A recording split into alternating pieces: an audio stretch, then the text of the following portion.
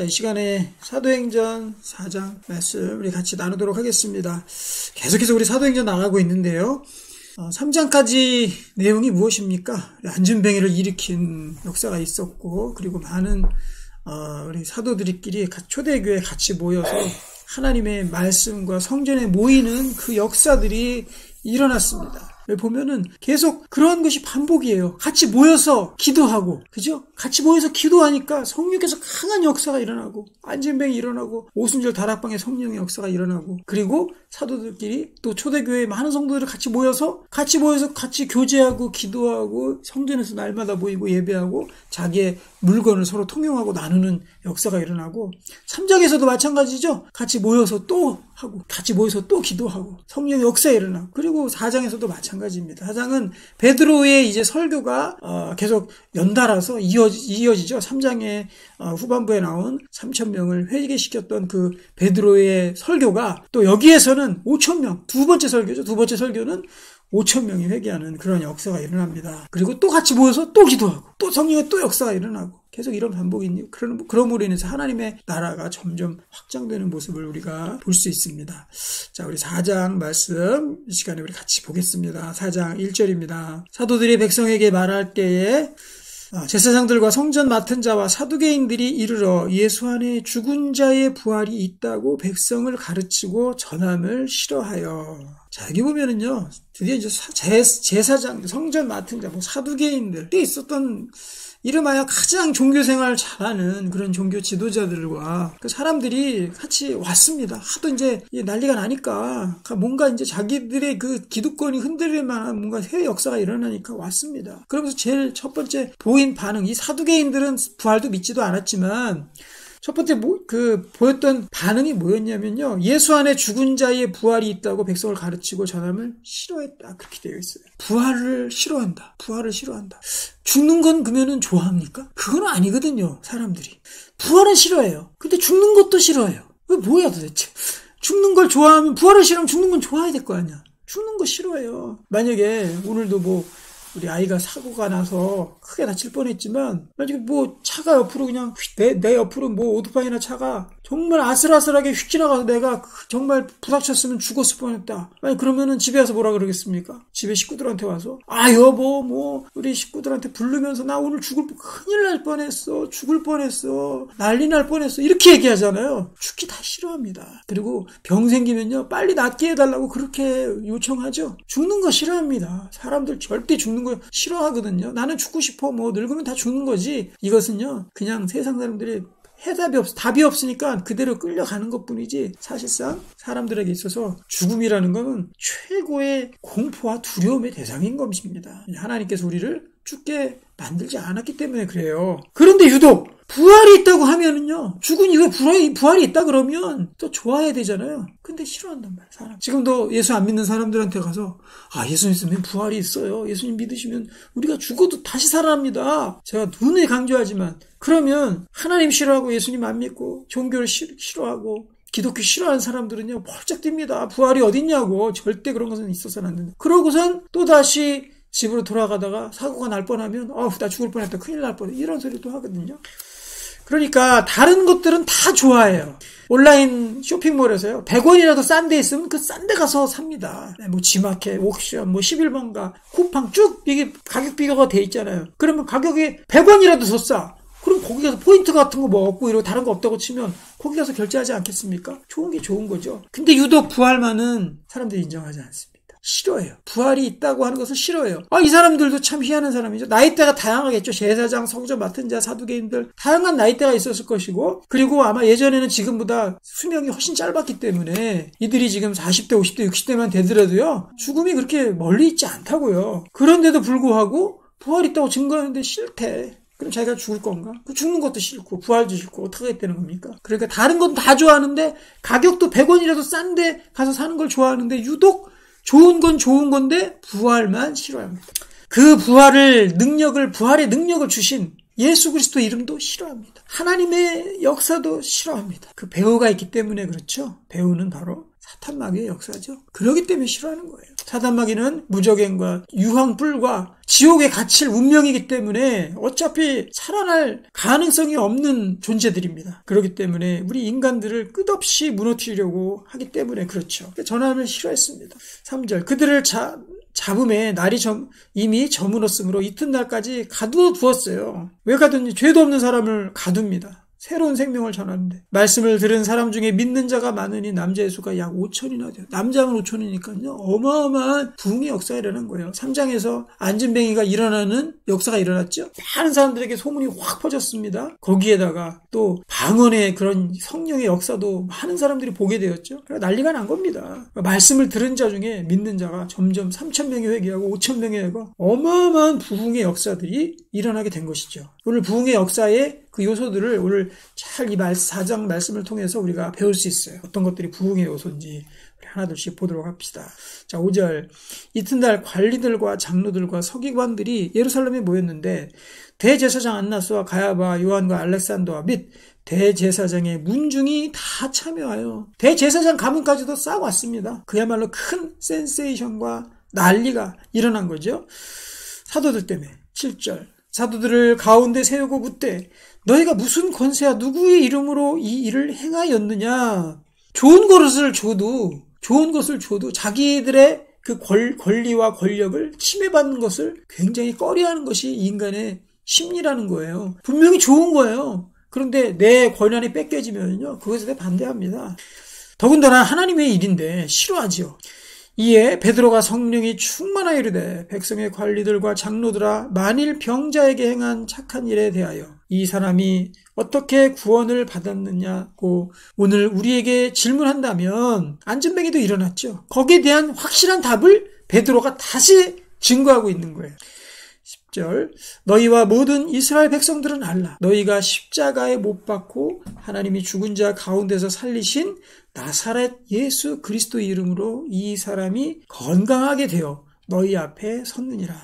우리가 회복되는 길은요 오직 한 길밖에 없습니다. 우리가 십자가에 못 박았던 그 또 죽은 자 가운데서 살아나신 나사렛 예수 그리스도의 이름의 힘, 이것이 사람을 살리는 거죠. 단지 병이 낫고 이 문제를 얘기하는 게 아니에요. 사람의 생명이 사는 거, 우리의 육신이 늙어지고 죽고 나서 육신이 완전히 부활하고 다시 회복이 되는 거, 우리의 영이 회복이 되는 거, 우리가 새 삶을 찾아가는 거, 새 생명이 되는 거, 이 모든 것들의 최고의 우리 중요한 힘, 능력, 또 요소 따지자면 그것은 바로 예수 그리스도의 이름의 능력입니다.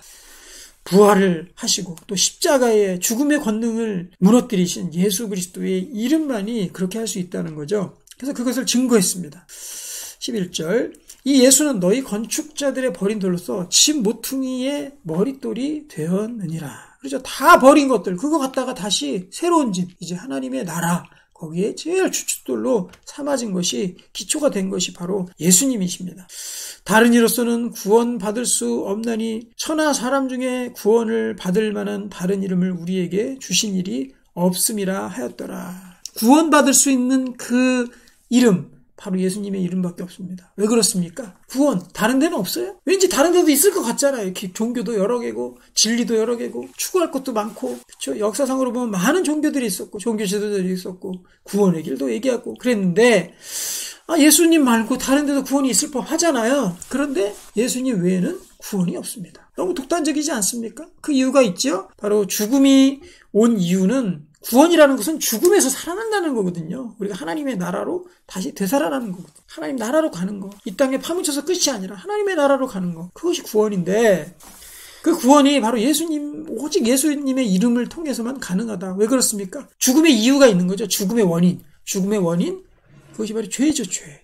죄로 인해서 우리에게 스트레스라는 것이 다가왔고 스트레스가 우리의 삶의 옴으로 인해서 우리가 늙는다 그랬죠. 그 늙어짐을 통해서 우리가 결국엔 병과 죽음에 이르게 됩니다. 그런데 그 죄의 근본적인 문제를 해결하신 분은요. 그 세계 어떤 종교 지도자도 찾아볼 수가 없습니다. 바로 예수 그리스도, 십자가에 못 박히신 예수 그리스도밖에 없기 때문에 그래요. 간단하게 이렇게 생각해보면 됩니다. 종교 지도자 중에 우리 인간을 구원하겠다고 어떤 대가를 치르고 죽음을 예수님처럼 십자가에서 죽거나 이러한 모진 고난을 당한 그런 종교 지도자가 있냐 이거예요. 없어요. 종교 지도자는 교주로서 그냥 인간 위에 군림할 따름입니다. 그리고 득도하고 엄청난 또 이 해박한 지혜와 지식을 전할 그 정도 선에서 더 이상 갈 수가 없습니다. 하지만 우리 예수님은 우리의 근본적인 죽음의 문제인 죄의 문제를 해결하기 위해서 본인이 십자가에서 죽으셨고 우리를 되살리시기 위해서 그 죽음의 권세를 깨시고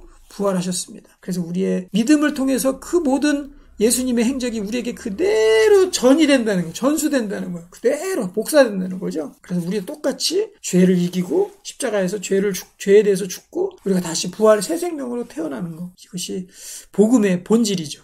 13절 그렇게 증거하였습니다. 이제 그들이 베드로와 요한이 담대하게 말함을 보고 그들을 본래 학문 없는 범인으로 알았다가 이상히 여기며 또 전에 예수와 함께 있던 줄도 알고 이 베드로의 설교에 대해서 제가 지난 시간에 계속 이제 설명을 드렸는데 베드로 설교의 가장 중요한 요소가 뭐라 그랬죠? 이 사람은 바울하고 비교가 안 되는 사람이었어요. 바울하고는 사실 이 백그라운드나 아니면 어떠한 배경이나 아니면 지식이나 머리나 이런 것들에 대해서 사실은 당할 수가 없는 사람이었죠. 베드로와 요한. 그래서 본래 그들이 학문 없는 사람으로 알았다. 범인이었죠. 범인. 그런데 어떻게 이렇게 하나님의 말씀을 증거하고 엄청난 부흥을 일으킨 장본인이 되었습니까? 그 요소는 하나죠. 성령의 충만함. 오늘 이제 이 장의 주제이기도 한데 성령의 충만함을 입어서 상황에 맞는 딱 필요한 하나님의 말씀을 그대로 증거함으로 인해서 그 말씀의 역사를 통해서 부흥의 불이 일어난 거죠. 그것이 베드로의 설교의 가장 중요한 요소라 그랬습니다. 역시 이 베드로와 요한도 마찬가지입니다. 지금 예수님을 증거하면서 하나님의 말씀을 그대로 가장 좋은 말씀을 그대로 증거하고 있어요. 그래서 이제 병자도 일으키고 하나님의 이 모든 역사를 이루는 거죠. 14절입니다. 또 병 나은 사람이 그들과 함께 서 있는 것을 보고 비난할 말이 없죠. 명하여 공회에서 나가라 하고 서로 의논하여 이르되 이 사람들을 어떻게 할까? 그들로 말미암아 유명한 표적이 나타난 것이 예루살렘에 사는 모든 사람에게 알려졌으니 우리도 부인할 수 없는지라. 이것이 민간에 더 퍼지지 못하게 그들을 위협하여 이후에는 이 이름으로 아무에게도 말하지 말게 하자 하고 왜 좋은 건데 민간에 못 퍼지게 하냐는 거죠. 이것이 바로 인간의 그 죄의 근본입니다. 이게 바로 죄예요. 이게 바로 죄. 하나님 인정하기 싫어하고 생명을 인정하기 싫어하고 좋은 것 하나님의 그 선하고 좋은 것들을 싫어하는 거예요. 싫어하는 마음이 우리 죄의 근본입니다. 그래서 하나님이 아무리 선한 모습으로 우리에게 다가올지라도 그것 자체를 싫어해요. 그래서 민간에 더 이상 퍼지지 못하게. 그래서 18절 경고하죠. 18절 그들을 불러 경고하여 도무지 예수의 이름으로 말하지도 말고 가르치지도 말라 하니 베드로와 요한이 대답하여 이르되 하나님 앞에서 너희의 말을 듣는 것이 하나님의 말씀을 듣는 것보다 옳은가 판단하라. 그렇죠. 우리도 이제 다 우리의 이 삶의 기준이 19절처럼 돼야 되는 거죠. 사람의 말을 듣는 것이 아니라 하나님의 말씀을 듣는 것. 사람의 말을 따라서 살아가는 것이 아니라 하나님의 말씀을 따라서 사는 것. 이걸 완전히 바뀌어져야 되는 거죠. 자, 20절입니다. 우리는 보고 들은 것을 말하지 아니할 수 없다 하니 이것이 증인이죠. 보고 들은 것이 있으면 그 얘기하고 싶어서 견딜 수가 없는 거예요. 21절 관리들이 백성들 때문에 그들을 어떻게 처벌할지 처벌할 것도 없는데 뭘 처벌을 해. 예수님도 처벌할 게 없는데 처벌당하셨죠. 방법을 찾지 못하고 다시 위협하여 놓아주었으니 이는 모든 사람이 그 된 일을 보고 하나님께 영광을 돌림이라. 많은 사람들이 주님께 따라왔습니다. 그래서 할 수 없이 놓아주게 된 거죠. 이 표적으로 병난 사람은 40여 세나 되었더라. 그 안진뱅이였다가 성전 민문에서 일으킴을 당했던 그 병자 40세 되었다는 거죠. 그러면서 이제 오늘 이 4장의 주제인 이 통일한 패턴으로 이제 반복되는 것들이 또 나옵니다. 1장에서 나왔죠. 1장에서 마가의 다락방에 모여서 120문도가 기도하기 시작했어요. 그리고 베드로가 벌떡 일어나서 마띠아라는 제 13번째지만 12제자의 한 명으로 들어오게 하는 그런 일들을 말하고 그리고 그들이 같이 모여서 같이 성전에 기도하고 또 교제하고 이런 일들이 있었습니다. 그리고 나서 성령이 엄청난 역사, 바람의 역사가 일어났고 그 이후에 사람들이 회개하고 또 엄청난 하나님의 이 성령의 역사들이 일어났고 그리고 베드로 설교가 있고 많은 사람들이 회개하고 그리고 다시 성전에 모여서 또 교제하고 기도하고 여기 보면 또 그 패턴이 또 동일하게 일어납니다. 반복적으로 이렇게 되는 거예요. 23절 어떻게 되는지 봅시다. 사도들이 노임의 그 동료에게 가서 제사장들과 장로들의 말을 다 알리니 그들이 듣고 한 마음으로 하나님께 소리를 높여 이르되 이제 기도하기 시작한 거예요. 제목이 뭡니까? 23절 한 마음으로 하나님께 기도하다 이렇게 성경에 제목이 있잖아요. 그러니까 또 동일하게 같이 모여서 자발적인 기도를 한 거예요. 자, 어떻게 기도하나 봅시다. 24절 그들이 듣고 한 마음으로 하나님께 소리를 높여 이르되 대주제예요. 기도한 겁니다. 천지와 바다와 그 가운데 만물을 지으신 이시 또 주의 종 우리 조상 다윗의 입을 통하여 성령으로 말씀하시기를 어찌하여 열방이 분노하며 족속들이 허사를 경영하는고 이게 어디 나온 겁니까? 하나님의 말씀을 그대로 인용해서 기도하고 있어요. 시편 2장이죠. 시편 2장에 보면은 2장 1절부터 쭉 뒤에 그 예수 그리스도의 메시아 시편이 나오잖아요. 너는 내 아들이라 하면 나오잖아요. 거기 그 부분입니다. 하나님의 이 지금의 이런 현상들이 왜 일어나는지를 시편 말씀을 인용해서 하나님께 기도를 올려드리는 거죠. 그래서 우리도요, 다른 거보다도 기도할 때 하나님 말씀을 인용해서 이렇게 기도를 많이 하기를 바랍니다. 그것이 가장 강력하거든요. 26절 세상의 군왕들이 나서며 관리들이 함께 모여 주와 그의 그리스도를 대적하도다 하신 이로소이다. 이게 시편에 나오는 말씀입니다. 27절 과연 헤롯과 본디오 빌라도니 이방인과 이스라엘 백성과 합세하여 하나님께서 기름 부으신 거룩한 종 예수를 거슬러 하나님의 권능과 뜻대로 이루려고 예정하신 그것을 행하려고 이 성에 모였나이다. 주여 이제도 그들의 위협함을 굽어보시고 또 종들로 하여금 담대히 하나님 말씀을 전하게 하여 주시오며 자 여기 이제 기도하는 것이 무엇입니까? 현재 상황을 하나님께 아뢰죠. 지금 상황이 성경과 똑같네요. 허사를 경영하고 민족 열방이 허사를 경영하고 예수 그리스도를 죽였네요. 이 상황에서 이제 어떻게 기도해야 되겠습니까? 첫 번째 하나님의 말씀을 담대히 전하게 해주십시오. 여기 위협이 있었어요. 위협함을 굽어보시고 첫 번째 기도 하나님의 말씀을 담대히 전하게 해주십시오. 강단에서뿐만 아니라 이웃에게 다른 사람들에게 하나님의 말씀이 증거되어야 됩니다. 이거밖에 없어요. 하나님의 여기 5,000명 회개할 때 뭐라고 써있었죠? 5,000명 회개할 때 하나님의 말씀을 들은 사람들마다 회개하니 그 남자의 수가 5,000이나 되었더라. 하나님 말씀을 들은 사람이라 그랬죠. 하나님 말씀을 전하게 해주십시오. 첫 번째 기도. 두 번째 기도 손을 내밀어 병을 낫게 하시옵고 그래서 병 낫는 기도는요 우리가 교회에서도 우리 환자들 환우들 정말 많잖아요. 계속 기도해야 됩니다. 병 낫는 거는 복음과 함께 가는 하나님의 같이 쌍을 이루어서 말씀과 함께 쌍을 이루어서 가는 하나님의 기적의 역사이기 때문에 우리가 병 낫는 것들을 위해서 또 기도해야 됩니다. 그리고 표적과 기사가 거룩한 종 예수의 이름으로 이루어지게 하옵소서 하더라. 그러니까 복음서에서 예수 그리스도께서 말씀하신 제자를 파송했을 때 말씀을 전해라, 기름을 발라 병을 고쳐라, 귀신을 쫓아내라 한 사명이랑 똑같은 겁니다.